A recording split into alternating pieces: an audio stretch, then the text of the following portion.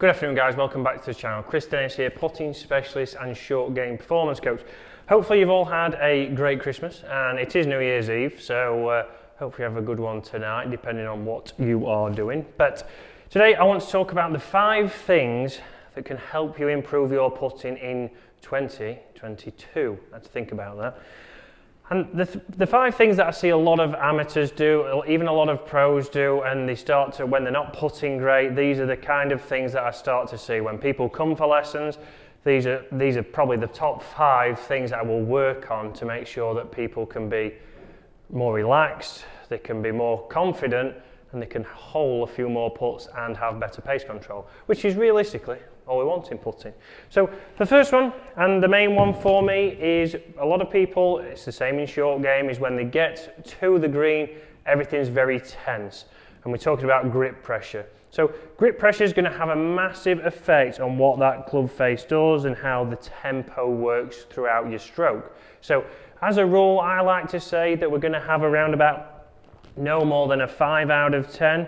So there's a little bit of swing in there, it's loose, the putter head is controlling the stroke, or the club putter even, is controlling the stroke and doing the work, as opposed to us forcing it into a position and trying to manipulate the head really. So from here I want to think about is a nice little drill for you to do is just a one-handed drill.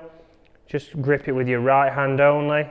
And again, let that putter head swing. You'll start to see if you have any kind of external force or a hit, you'll hit the ground. If we let that club head swing and pass, you'll see that it's nice. My grip has to be nice and light. And then if I bring 2 hands in then and just let that putter head swing, we can see pace is good.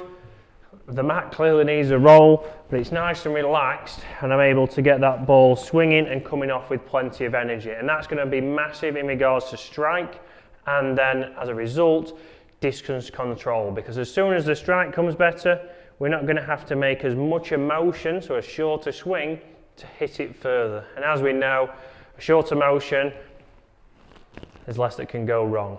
Yeah, so let's move on to the second point now. So the second point for me is lining the ball up in the middle of the face. So when we have the putter, we all have alignment aids on there. It's making sure that we have the putter bang in the middle of the face. I see a lot of people come and it's on the toe or it's on the heel. And some of you may comment saying that that's a drill that I've told you to do. If you're doing a drill or something that's going to help your stroke and that's why you're aligning it on the heel or the toe, keep doing that. Don't worry about that. But if you're somebody who misstrikes it consistently and you've got the ball set up, you know, closer to the toe than you have the centre, that's something that's going to be massive.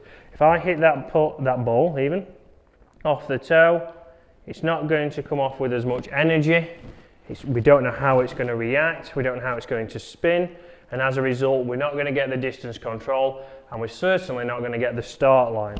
The same as if I hit it off the heel, we're going to have a lot of face tilt or face change and closing gear effect, just like you would if you hit it off the heel with your driver. It's going to affect a lot of things. So setting it up in the middle of the face, a nice drill for that would be to get 2 tees either side of the putter as close as possible. And then from there, you're going to be able to get that putter working through. It's going to encourage you to be nice and have a nice tempo to work that putter through the 2 tees. There we're working on centeredness of strike if I was rolling back the years to the PGA. But getting a centered strike, and that's a massive thing that's going to help you start the ball online, get your pace, and just get you feeling a little bit more confident. So that's the second thing. The third thing for me is one thing that a lot of people won't do, and because they feel like it takes a long time to do, and that's lining the ball up. So a lot of people will mark the ball anyway, and it's nice and simple to line the ball up. All I'm wanting you to do is imagine if this is a straight putt, whether it's a breaking putt. If it's straight, then pick a point that's just in front of you. Pick something that's a foot, 2 foot in front of you. Nice and easy on a golf course. It is a trick question that I ask lessons when they do come. What do you get on the golf course that you don't get on here? I know a lot of you will be thinking flags, but pitch marks or different marks from people walking on the greens, you'll start to see that there might be some different shaded grass. So draw a straight line. If this was a putt that was around about a foot outside the right, I'd be drawing an imaginary straight line back to my ball, finding something just in front, and then using my shaft to make sure that's aligned exactly where I want. Nice and easy there. We're ticking a box of we know that the ball is aimed where we want it to, and if we can then start the ball online or have it aimed there in the first place, we've got a lot better chance of holing the putt. If my ball is lined up and it's crooked because I've tried to line it up with the hole and I've stood miles back and I've gone, oh yeah, that looks about right, that could be pointing anywhere, and as a result you could put a great stroke on it, you could have the best stroke in the world, but if the ball's lined in the wrong place, unfortunately it's never going to go in. So that's number 3, so lining up the ball. So first of all, grip tension, we want about no more than 5 out of 10. Second of all, we're looking at making sure that it's in the middle of your putter face, so setting the ball up in the middle with a 2T drill. And then the third one is lining the ball up. Whilst you can line the ball up, whilst you can use a line on the ball, it is pretty much classed as cheating, so whilst we can do that, I would keep doing it because we can guarantee it's pointing where we want it to. So the fourth one we've got is for your pace, okay? So practice swings. How many people I see get to the putting green, they walk on there, they've read it, and then they just get over it. Okay, I'm going to that back right one, okay. Oh yeah, a little bit firm, it nearly went through the wall, and I've nearly lost that ball into the spider's den that is down here.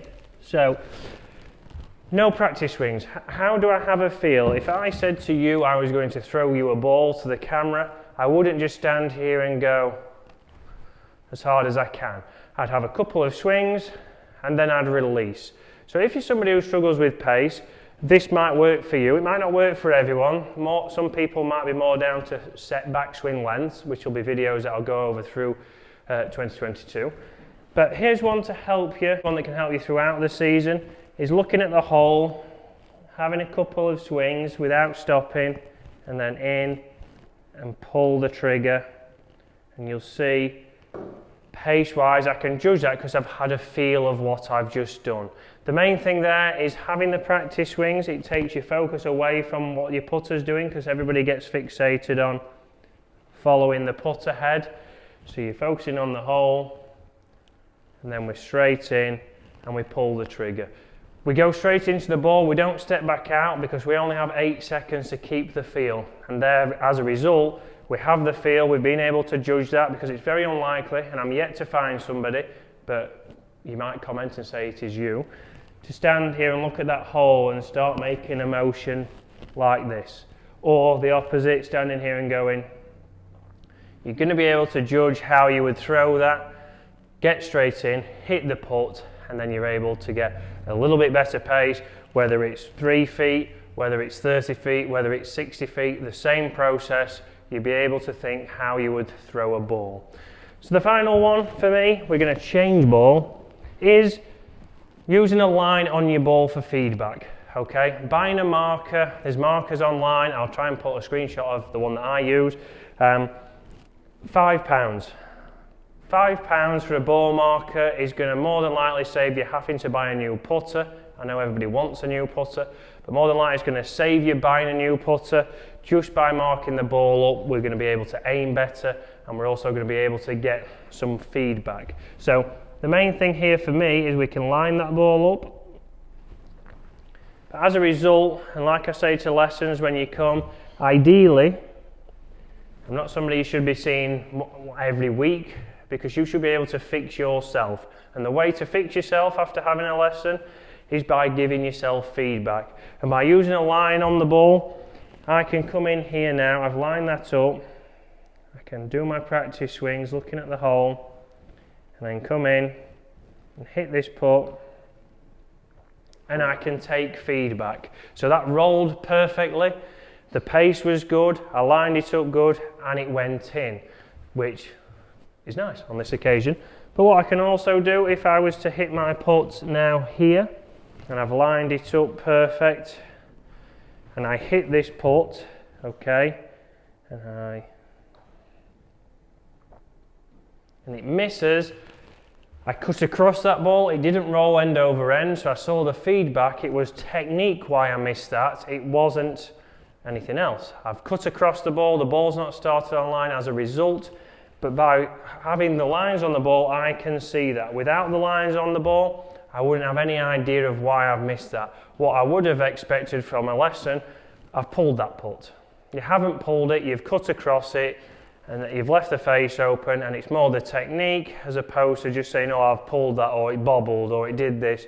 We don't know for definite. You could have pulled it, but if you'd have pulled it, it would have still rolled better than that. I've cut across that, so I've basically just had a bad out to in stroke, but by having the lines on there, I can give myself that feedback. I can then go, right, what did I do in my lesson? Right, I need to make sure that I get an arc on the way back and release it on the way through. You can fix yourself then on the second hole. If you've done that on the first hole, you can fix yourself on the second hole, and it's very easy then to have the confidence going forwards for the rest of the round, as opposed to it being, oh no, not another one of those. So guys, hopefully that's helped you. Hopefully that's 5 different tips that's going to really help you in 2022 to improve. Again, if you want to pop down for a lesson, do drop me an email. Also do online lessons, so if you are overseas, then we can still look at your putting to get you going into the new season with some more confidence and hopefully help you lower that handicap. So guys, thanks for watching. Have a great new year, and I will see you again in 2022.